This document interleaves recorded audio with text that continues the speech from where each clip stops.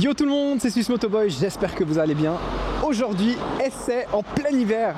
Nous sommes début février, il fait très froid. Il fait pas beau du tout parce qu'on m'annonçait du soleil à la base, mais on dirait que j'en ai pas eu le droit.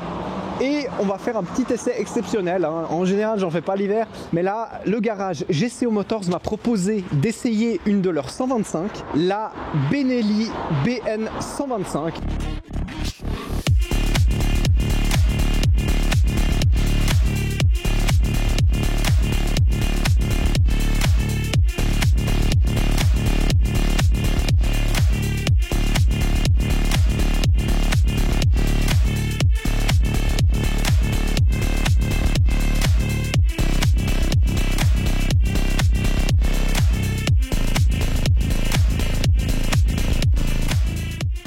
Et je me suis dit, une 125 en hiver, vas-y, faisons un petit essai, c'est toujours sympathique à montrer, donc me voilà à me les cailler, je vais pas vous mentir, il fait très froid, il fait vraiment très froid. Pourquoi je vous présente cette moto? C'est parce qu'actuellement, GCO Motors propose un rabais sur le modèle, donc si vous êtes de la région, donc le garage se trouve à Aubonne, n'hésitez pas à les contacter, vraiment là il y a une offre, je vais vous l'afficher, les prix sont vraiment très intéressants, donc comme vous le voyez, le modèle est actuellement à 3699 francs, et si vous la prenez chez GCO Motors, vous pourrez l'avoir à 3290 francs, donc c'est vraiment une superbe offre. Un grand merci à GCO Motors pour le prêt de ce 2 roues. Ils sont à Aubonne, juste au-dessus de l'autoroute. Chez GCO Motors, vous avez de la vente auto multimarque. Et pour la moto, c'est les marques suivantes qui sont vendues dans ce garage. Vous avez également de l'entretien et de la réparation pour toutes les marques, de la carrosserie qu'il s'agisse de réparation ou de personnalisation, et surtout, très intéressant, de la location et de la préparation de motos pour circuit. Alors n'hésitez pas à leur rendre visite ou à les suivre sur leurs réseaux sociaux, toutes les informations sont en description. C'est parti pour l'essai. Alors pour vous dire la situation, j'ai récupéré la moto il y a environ 10 minutes. J'ai roulé un petit peu avec juste pour moi me faire une idée de ce que j'avais entre les mains. Et pour vous dire, bon bah voilà, je suis venu avec mon XADV qui a environ 5 fois la puissance de ce véhicule. Donc j'ai roulé un petit peu pour aussi me déshabituer un petit peu parce que bien entendu, avec une 125, on va tout de suite avoir une sensation de moins de puissance, c'est logique. Donc commençons direct par parler un tout petit peu de cette BN 125. Elle a donc un monocylindre de 125 cm3 qui développe 11 chevaux ou 8,2 kW à 9500 tours minute. Je vous montre tout de suite un petit peu la tête de ce monocylindre et il développe également 10 Nm de couple à 7000 tours minute. Elle possède une boîte de vitesse à 5 vitesses, une fourche inversée à l'avant de 35 mm et à l'arrière c'est un mono-amortisseur réglable. Donc ça c'est bien sympathique. Au niveau de la hauteur de selle, on est à 780 mm, donc comme vous le voyez moi, il n'y a vraiment littéralement aucun problème, hein. J'ai même les genoux un peu pliés. Donc c'est vraiment cool. Voilà, moi je suis 1,70, elle me semble même un peu petite, donc vraiment très maniable. Et aussi il faut penser qu'elle pèse 142 kg. Alors je pourrais pas vous dire si c'est 142 kg à sec, donc sans liquide, ou 142 kg en hors de marche, parce qu'en fonction de où on regarde entre le site et la brochure, vous avez les 2 fois le même poids, mais pas la même description dans quelle situation. Mais on a vraiment à faire une moto très légère, très maniable, donc c'est aussi une très bonne solution pour commencer à faire de la moto avec. Le petit détail qui est aussi sympa, c'est qu'il y a une béquille centrale, et aussi après pour avoir accès à tout ce qui est entretien de la chaîne. La béquille centrale c'est très cool. Elle possède un réservoir de 13,5 litres, ce qui est vraiment pas mal du tout. Pour que vous vous imaginiez, ma 890R, qui est donc un 900 cm3, a sauf erreur environ 14 litres de réservoir. Donc l'autonomie de cette moto doit être absolument fantastique. J'ai malheureusement pas trouvé les chiffres. Et ce que je remarque tout de suite, c'est que c'est une moto avec laquelle faudra vraiment lui laisser le temps de monter en vitesse. Elle est vraiment très peu coupleuse, donc très douce dans sa façon d'être, ce qui lui donne un certain agrément, hein. Je vais pas vous mentir. C'est vrai que je m'attendais à avoir quelque chose d'un tout petit peu plus coupleux. Je suis obligé de redescendre de bien 2 vitesses pour pouvoir reprendre un peu de vitesse avant de pouvoir me remettre dans une bonne vitesse. Par contre, effectivement, la maniabilité, elle a des roues très fines, elle est pas grande, donc la maniabilité est vraiment très sympa. T'as un petit peu l'impression que tu peux faire ce que tu veux avec elle dans le virage. Ça me rappelle parce que j'ai eu à l'époque une MSX 125.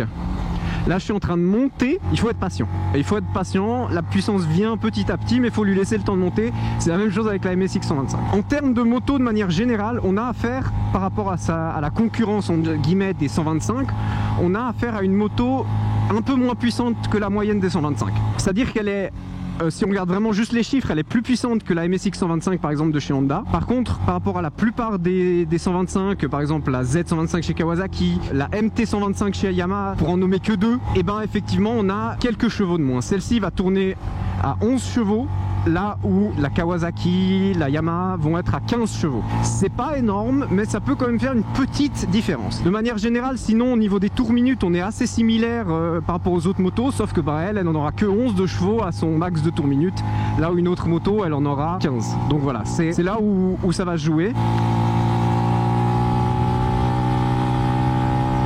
Par contre, alors je dois vous avouer, moi qui ai plutôt l'habitude de rouler des véhicules où tu vas plutôt devoir regarder sur le compteur, là c'est incroyable parce que je sais que je peux y aller pleine balle dans les virages et ça passe. Je suis jamais en excès de vitesse, la moto est extrêmement maniable et c'est vraiment un kiff, surtout quand on vient rouler sur ta voie, c'est très très agréable. Je dois littéralement être poigné dans l'angle pour pouvoir un petit peu monter d'un bon rythme. Mais littéralement, je n'arrive pas à monter à la vitesse autorisée sur cette route. Ça fait que ouais, là, je suis monté à environ 60 en poussant à fond. Bon, bien entendu, on est aussi début février. Et donc, on a à peine fait 20 minutes de route que j'ai déjà les doigts gelés. Donc, je vais pas vous mentir, on ne sera pas sur l'essai le plus long de ma chaîne. Hein. Elle va exister en 4 couleurs. Donc là, nous avons la couleur vert fluo, qui pour moi est la meilleure parce que t'es bien visible avec, ça pète bien, etc. Mais on pourra aussi l'avoir en grise, en blanc, avec le cadre rouge. Là actuellement il est noir, donc le modèle gris il est aussi noir le cadre, mais sur le modèle blanc le cadre sera rouge. Et il y a aussi le modèle noir qui a aussi également un cadre rouge. Donc ça aussi c'est très sympa. Et puis sinon effectivement on a vraiment affaire à une moto quand même vachement design je trouve. Hein. Elle est assez bien travaillée, c'est très sympa à regarder. Voilà, avec quelques stickers, le Benelli. Donc ça c'est très cool. Aussi l'arrière est sympa, voilà. On peut prendre un passager avec. Donc voilà, je trouve que le design est assez joli. Vraiment, il marche assez bien. Il est simple mais travaillé. Enfin, je dis simple, mais vous voyez quand la protection du pot d'échappement est vraiment sympathique visuellement. Donc c'est cool. Dommage que là, il y a peut-être quelques câbles qui traînent un petit peu trop. Au niveau du moteur aussi, on voit quelques petits câbles là qui auraient peut-être pu être un petit peu plus cachés. Mais ça, c'est du détail. Et au niveau du phare avant, si j'allume, avant d'allumer vraiment là, on aura déjà 2 petits feux là à l'avant qui vont s'allumer. Et si on fait vraiment démarrer la moto... Bon alors je sais pas si on voit bien, mais voilà, ça s'allume. Alors c'est pas des feux LED, mais je pense que ça fait très bien le travail. Et après bien entendu, à l'arrière on a aussi le feu. Et puis je suis assez fan aussi du cadre, de manière générale, avec son look un peu, je trouve que ça fait assez sportif. C'est très sympa. Et puis comme je vous dis, il y a la version blanche et la version noire, il est rouge, donc ça ressort vraiment, donc c'est aussi très très cool. Sinon encore dans les petits détails, on pourra noter que la clé se rétracte sur elle-même, donc ça évite de te détruire les poches. Et si on rallume pour vite vous montrer, donc on a la vitesse, on a le nombre de kilomètres, les tours minutes là au-dessus, là on a le rapport engagé, donc là on est en neutre, donc c'est juste un petit trait. On voit aussi qu'il y a neutre ici, là il y a le voyant moteur. Si on veut les clignotants, ça va s'allumer là-haut, chacun pour son côté. Et puis bien sûr, on a la jauge à essence. Et puis ce qu'on peut encore voir, donc c'est la selle qui vraiment, elle est très très sympa. Je suis étonné de son confort. Le bruit de la moto est sympa, c'est-à-dire que c'est un bruit très monotone, mais on l'entend accélérer, donc c'est assez sympathique.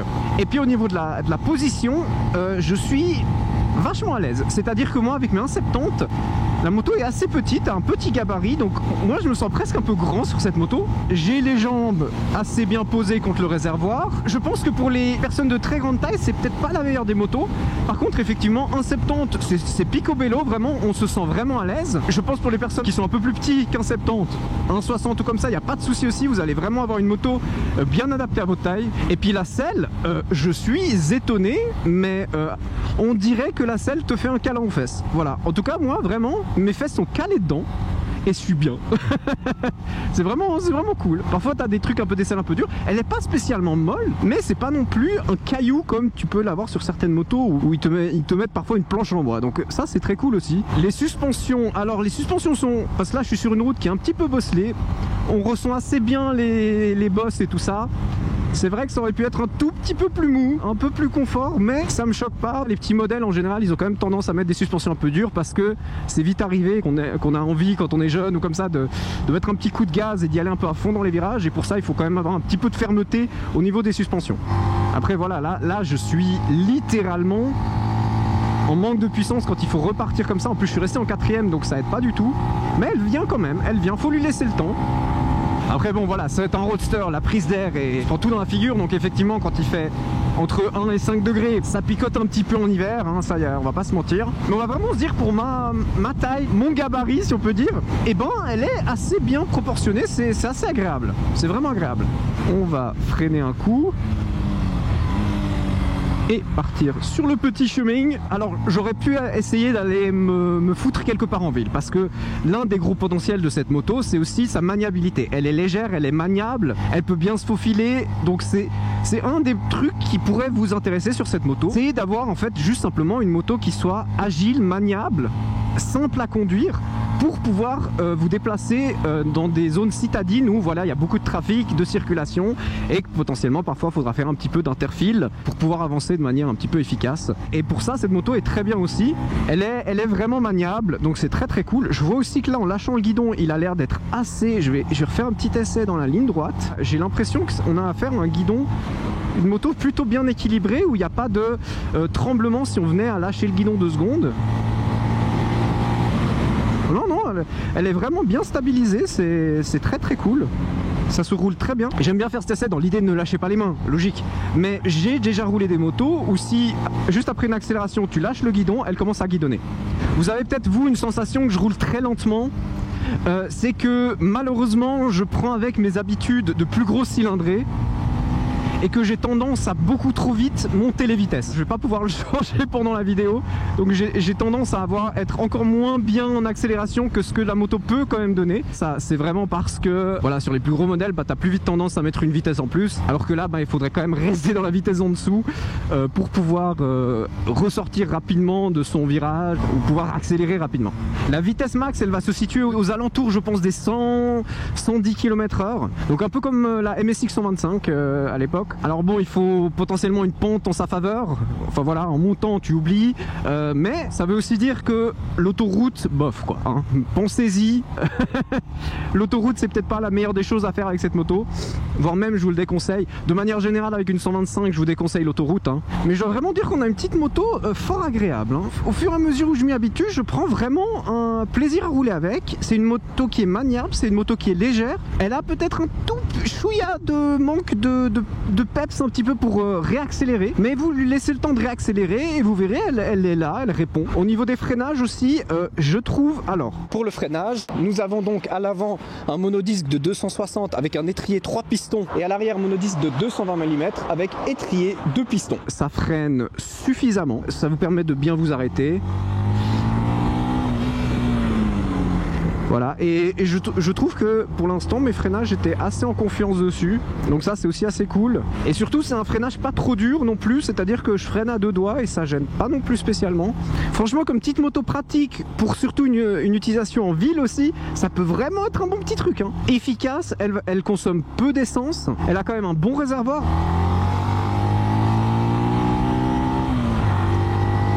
Non, ça c'est cool, si tu joues bien avec les vitesses et tout, elle envoie bien, elle accélère bien, faut lui laisser le temps bien sûr, hein, on parle d'une 125, mais elle accélère bien. Non c'est très cool, tu lui laisses le temps d'accélérer, elle va venir, hein, comme je dis, tranquille, mais elle vient, et puis tu vas pouvoir utiliser son potentiel, mais il faut vraiment lui laisser monter en fait au niveau de ses tours minutes max pour qu'elle envoie bien.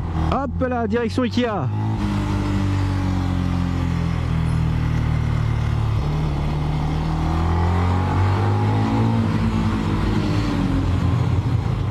Quoi là-bas au bout? Oh attends, on va aller voir là-bas au bout. Et c'est reparti. Oh non, il y a une interdiction de rouler. Ah bon bah tant pis, on va faire demi-tour. C'est un bon moyen de faire un petit demi-tour là. Est-ce que la moto se comporte bien en demi-tour? Hop. Hop, sans poser les pieds par terre, incroyable. Ah franchement vous faites demi-tour partout avec celle-là, hein. Aucun problème. Et même j'ai pris un tout petit peu large au début, donc j'aurais pu le faire beaucoup plus optimiser mon virage. J'ai vraiment cette sensation que je pourrais passer absolument partout avec cette moto. C'est assez sympa. On sent qu'elle est vraiment maniable, que tu peux vraiment te faufiler absolument partout et sans aucun souci. Et ça, c'est vraiment très très cool. Maintenant, si on réfléchit à qui s'adresse cette moto, elle va s'adresser, je pense, à deux catégories de personnes. Soit quelqu'un qui a besoin d'un véhicule léger, peu coûteux et qui se déplace facilement en ville. Donc vraiment une petite moto utilitaire parce que voilà, faut aller travailler, faut traverser la ville, voilà, et qu'on veut juste un truc simple qui coûte pas cher et où il n'y a pas spécialement besoin de faire un permis, parce que je vous rappelle qu'avec les 125, si vous avez déjà le permis B, donc le permis voiture, en tout cas en Suisse, hein, je parle bien pour la Suisse, vérifiez pour les autres pays, mais vous avez que besoin de faire 8 heures de cours et vous avez le droit de conduire une 125. Donc ça peut vraiment être une bonne solution. Voilà, vous avez besoin d'un véhicule qui vous permet un peu de vous déplacer facilement, vous faufiler un peu, faire un peu d'interfile et tout ça. Et là vous avez un véhicule très très bon pour ça. Et la deuxième catégorie, bien entendu, ça va être les personnes de moins de 18 ans, donc entre 16 et 18, qui aimeraient faire le permis A1 et qui, voilà, c'est un moment dans la vie où on n'a potentiellement pas encore beaucoup d'argent et c'est vrai que cette moto là est pas chère du tout. Maintenant que j'ai roulé un moment avec et que j'ai pu me faire une idée sur cette moto, il lui manque peut-être un petit peu de peps. Je pense qu'il y a certains modèles 125 qui ont un tout petit peu plus de peps parce qu'ils ont quelques newton-mètres et quelques chevaux en plus. Maintenant, c'est une moto qui fonctionne très bien aussi. Avec le temps, au début, voilà, il faut s'y habituer, mais dès que tu t'y es habitué et que tu joues bien avec les vitesses, c'est une moto qui se roule vraiment très bien et qui est sympa. Je pense quand même que son plus gros avantage, c'est le prix. C'est-à-dire qu'il y a, je pense, pas beaucoup de véhicules qui vont être concurrentiels en termes de prix. Je pense à tous ceux parmi vous potentiellement qui essayent de convaincre leurs parents d'avoir une 125. Là, vous avez peut-être un argument de plus en disant, voilà, c'est une moto, elle est un petit peu moins puissante. Tu vois, souvent les parents ont potentiellement peur que leurs enfants se mettent à la moto. Là, vous pouvez leur dire, elle est un petit peu moins puissante que la moyenne. Elle se roule quand même très bien, hein. C'est une 125, ça avance, etc. Mais voilà, et puis en plus, elle coûte pas cher. Et ça peut être aussi un vrai argument. Ou pouvoir simplement vous déplacer si vous cherchez juste quelque chose de pratique. En parlant de pratique, cette moto est aussi disponible. Alors ça va être en option en plus, mais vous pouvez mettre un top case dessus qui va lui faire gagner effectivement en praticité si vous voulez après mettre votre casque dedans, etc.